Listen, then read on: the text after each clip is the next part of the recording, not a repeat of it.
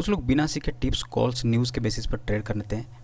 जो तब जब तक आप एंट्री लेते हो वो स्टॉक प्राइस भाग जाता है और आप टॉप पे एंट्री लेके फंस जाते हो और लॉस बुक करना पड़ जाता है। ये जो न्यूज़ है ऑपरेटर द्वारा फैलाया जाता है, बल्क एसएमएस और मीडिया यूज़ होती है जो एक अच्छी वाली कंपनी की शेयर प्राइस को गिरा सकती है, क्योंकि न्यूज़ मिलते ही लोग पैनिक होकर बेचना शुरू कर देते हैं या कुछ बिना सोचे बाई कर लेते हैं और फंस जाते हैं। हेलो दोस्तों, this is Jim Nifty to Sensex में आपका स्वागत है। प्लीज़ सब्सक्राइब द चैनल ताकि मैं और अच्छी कंटेंट्स आपके लिए ला सकूं।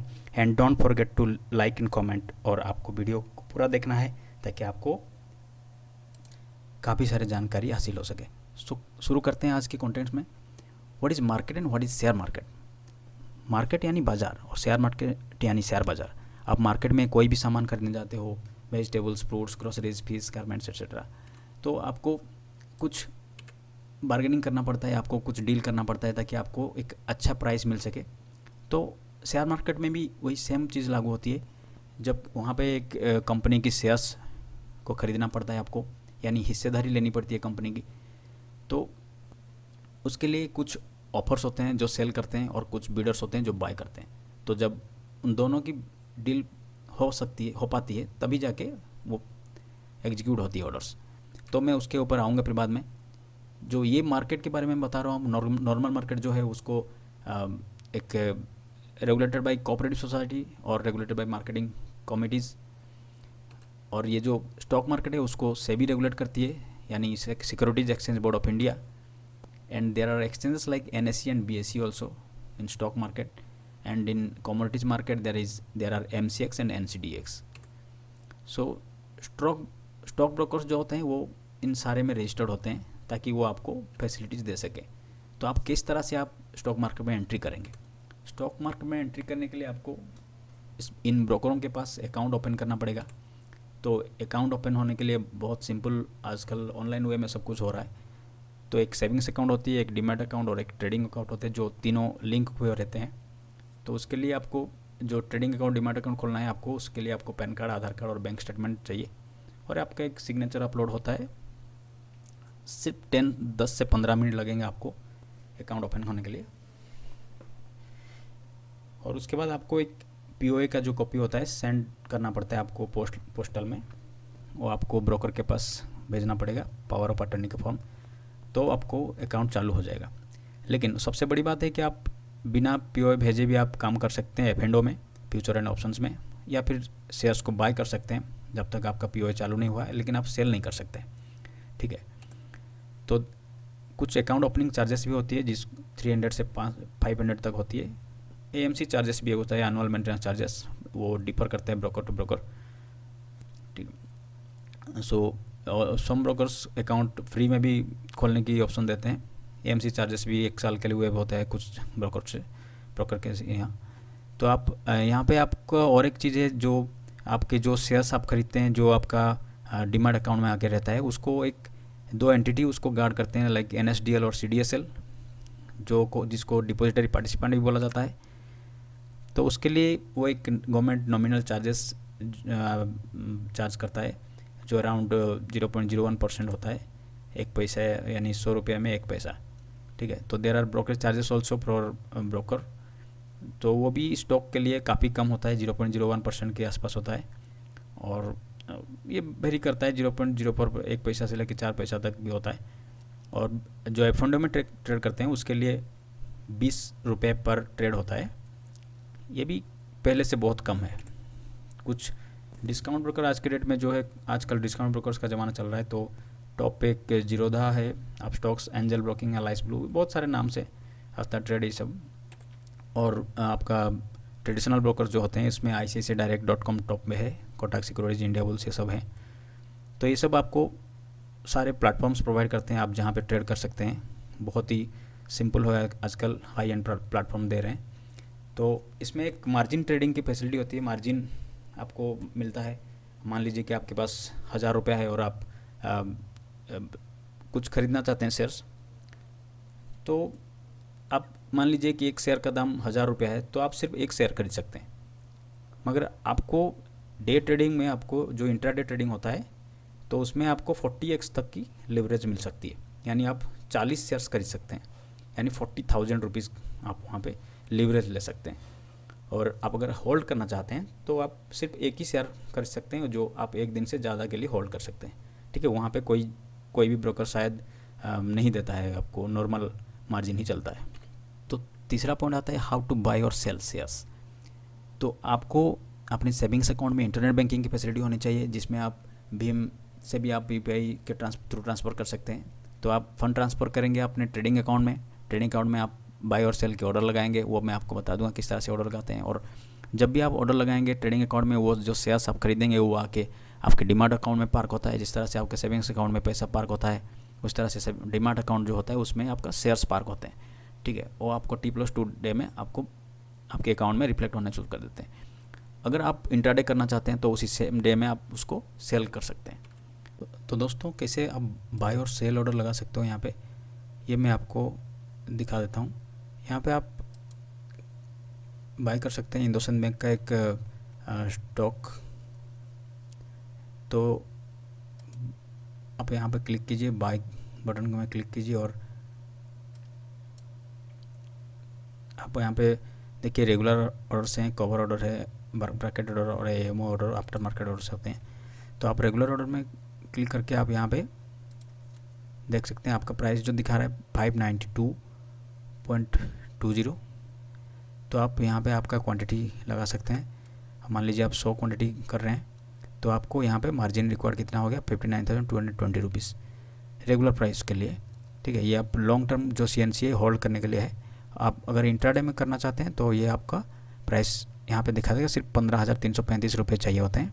तो इसको लीवरेज बोलते हैं। आपके पास कम पैसा होगा तो भी आप इंट्राडे में आप कम कर सकते हैं, लॉन्ग टर्म के लिए आपको पूरा पैसा देना पड़ेगा।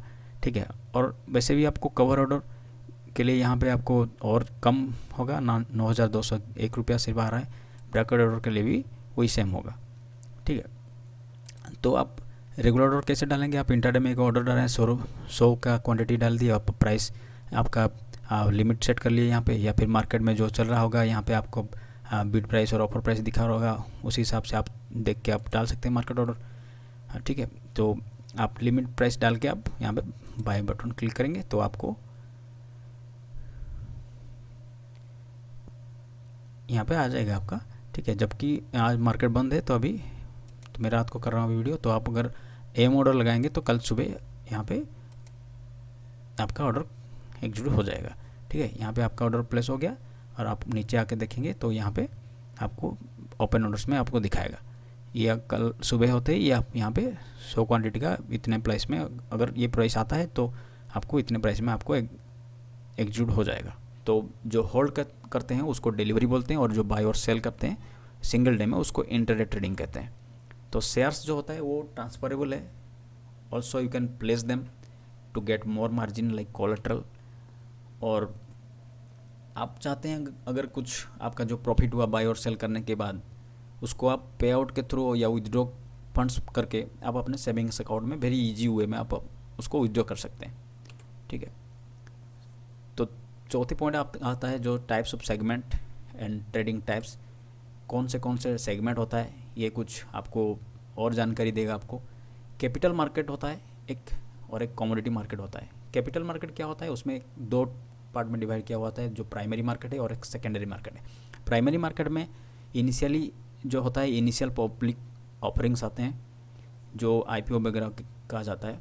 एक कंपनी की जो शेयर्स पहले आती है लिस्टिंग होने से पहले, वो प्राइमरी मार्केट में सब कुछ होता है। जब सेकेंडरी मार्केट में आते हैं तो लिस्टिंग होने के बाद आते हैं और वहाँ पे आपका ट्रेडिंग होता है, सेटलमेंट होता है, तो तभी जाके उसको सेकेंडरी मार्केट में काम करते हैं। तो कैपिटल मार्केट में 3 सेगमेंट होते हैं, एक equity segment, equity market, derivative market और आपका डेब्ट मार्केट।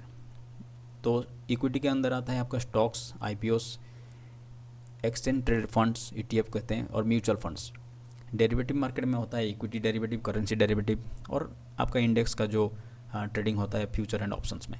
और डेब्ट मार्केट में डेब्ट सेगमेंट होता है, कुछ कॉर्पोरेट बॉन्ड्स होते हैं, डिवेंचर्स वगैरह होते हैं।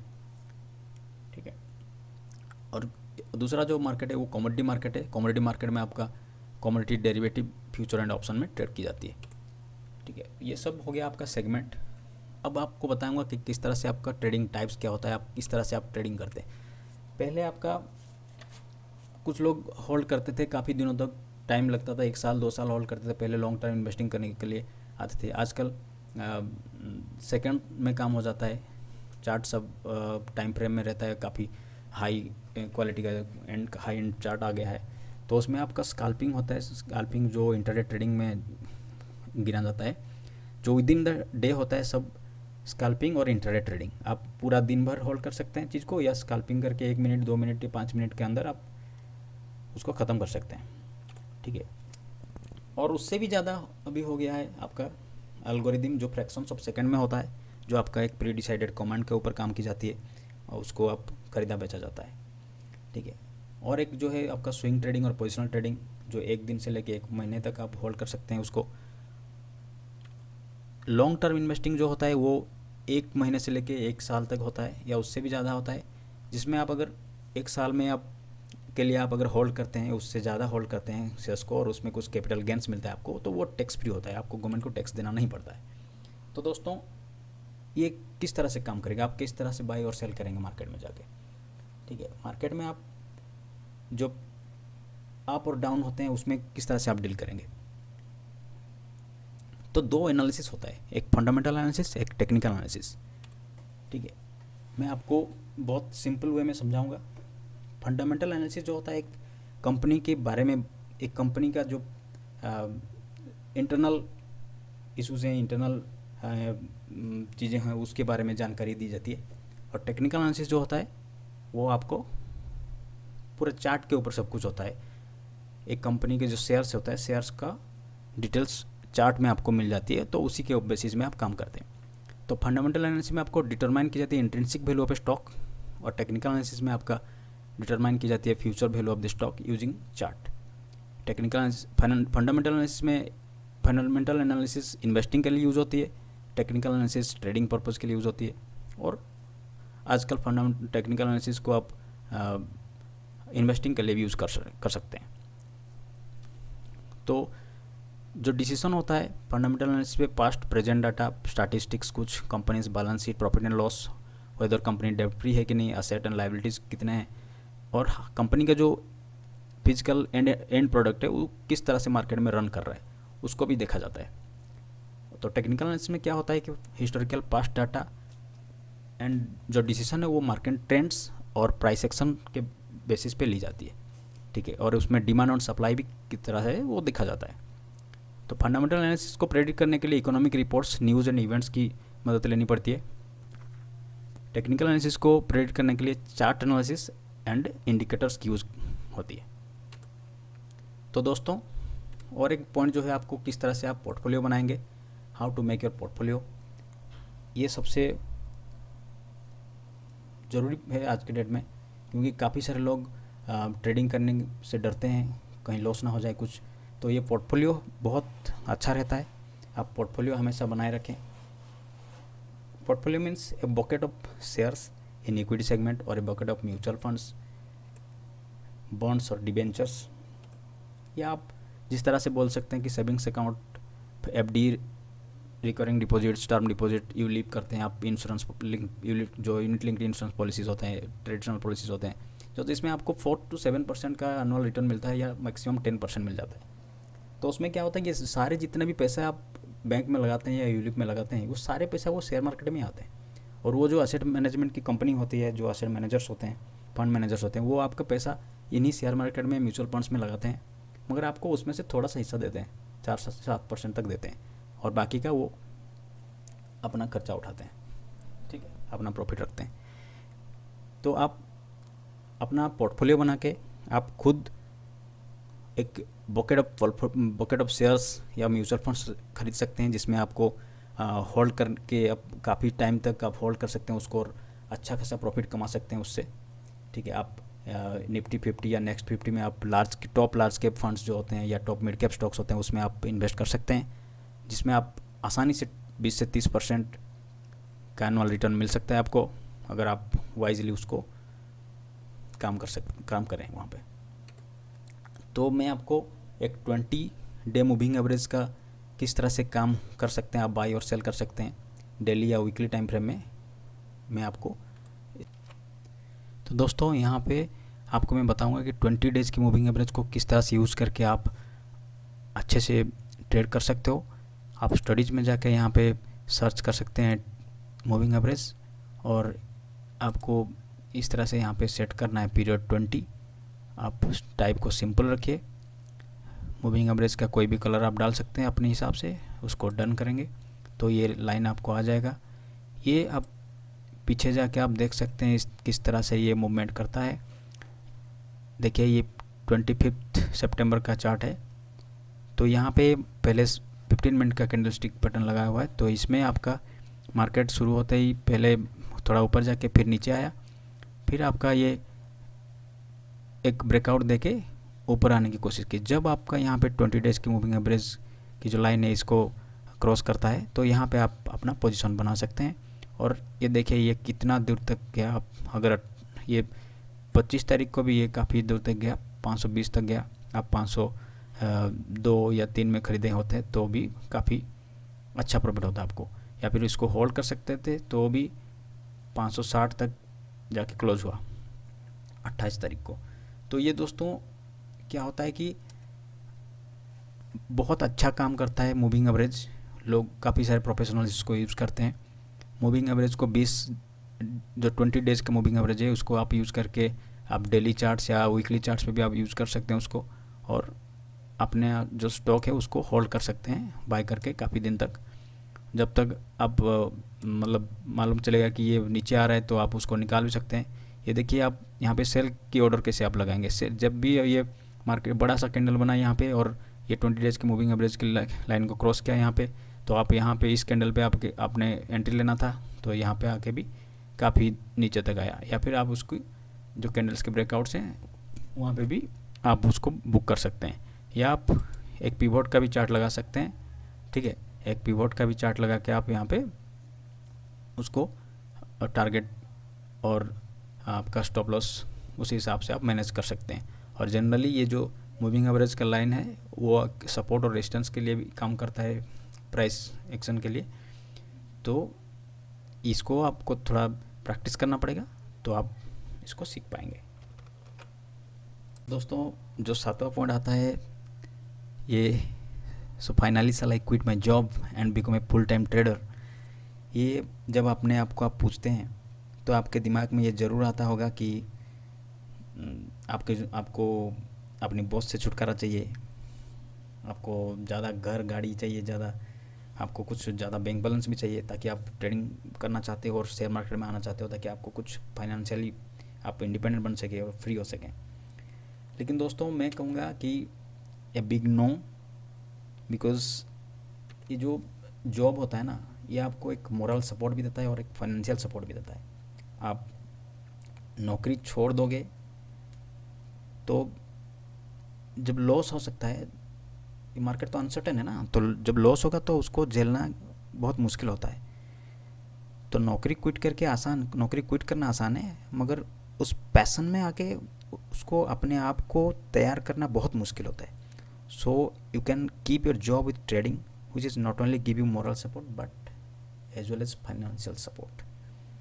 ओके, सो जो आप कुछ लोग बोलते हैं ना कि आप थोड़ा मार्केट में आ जाओ या कुछ न्यूज़ लेके या कुछ सुन लेते हैं लोग किसी से,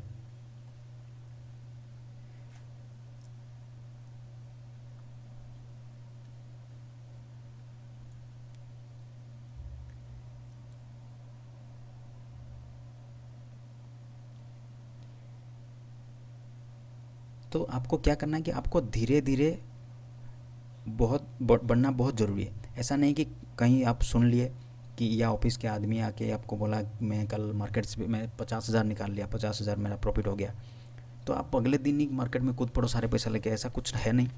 आपको धीरे धीरे जाना पड़ेगा। आपको अपनी सेविंग्स का कुछ 10 से 15% आपको इन्वेस्ट करना है, धीरे धीरे आपको ग्रो करना है, कुछ लर्न करना है, कुछ प्रैक्टिस करना है, नहीं तो आपको बहुत प्रॉब्लम हो सकती है मार्केट में, क्योंकि मार्केट मैं बिना सीखे आना बहुत मुश्किल होता है। कुछ रेफ़र कर सकते हैं बुक्स, यूट्यूब वीडियोस, वहाँ पे बहुत सारे यूट्यूब का फ्री वीडियोस मिल जाएंगे आपको, या फिर you can go for a course जो आपको बहुत अच्छा शुरू से ही आपको एक गाइडेंस मिल जाएगा आपको, और गाइडेंस बहुत ज़रूरी है। तो या फिर आप ये जो मेरा बोलने का है 3 P's, साइकोलॉजी, प्रैक्टिस और पेशेंस, ये जो 3 चीज़ को आप मतलब प्रैक्टिस करोगे, ये 3 चीज़ को समझोगे, तो आप ज़रूर एक फुल टाइम ट्रेडर बन सकते हो। ठीक है, तो दोस्तों आज के लिए बस इतना ही।